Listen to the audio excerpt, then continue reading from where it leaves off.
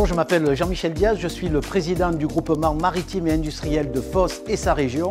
Et aujourd'hui, je suis présent avec un immense plaisir aux vœux de l'UPE 13.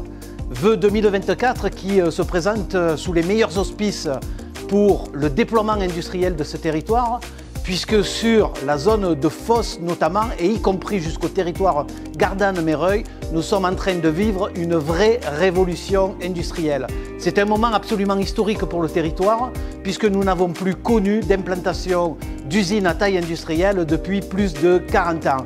Et là, nous avons en portefeuille 15 milliards d'euros d'investissements annoncés. Ces 15 milliards d'euros, ils se décomposent en 11 milliards d'euros d'investissement pour des nouvelles usines, 8 milliards et demi par le privé, 2 milliards et demi par le Grand Port Maritime de Marseille, l'État et les collectivités, plus 4 milliards d'euros pour la décarbonation et la transformation des sites existants. Et associé à ces 15 milliards d'euros, eh bien, ce sont 15 000 emplois nouveaux qui sont annoncés. Donc vous voyez qu'on est face à quelque chose qui donne énormément d'envie, énormément d'énergie. Alors certes, nous avons encore des freins à lever. Il faut aménager le foncier, il faut compenser environnementalement ce foncier, il faut adapter les infrastructures routières qui sont notamment saturées depuis de nombreuses années sur la partie Martigues-Fos.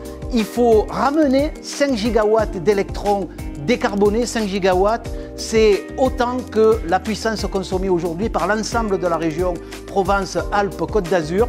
Il va falloir pour ces 15 000 emplois nouveaux créer des logements. Vous voyez que la tâche qui est devant nous, elle est absolument gigantesque.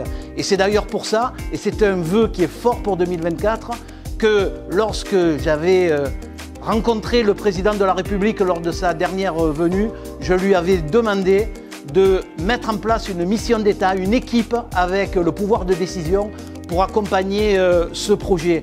Et bien évidemment, le territoire a agi et je tiens à remercier particulièrement l'action de notre président de région, bien sûr, des collectivités, mais surtout du sous-préfet Régis Passerieux et du préfet de région qui font un travail absolument extraordinaire. Et nous avons mis en place 2 missions. Une première mission pour cartographier et fédérer tout ce qui concerne l'emploi, la formation et la compétence, et un comité stratégique industrie pour, dès maintenant, commencer à jouer ensemble, à fédérer l'ensemble des missions qui sont devant nous.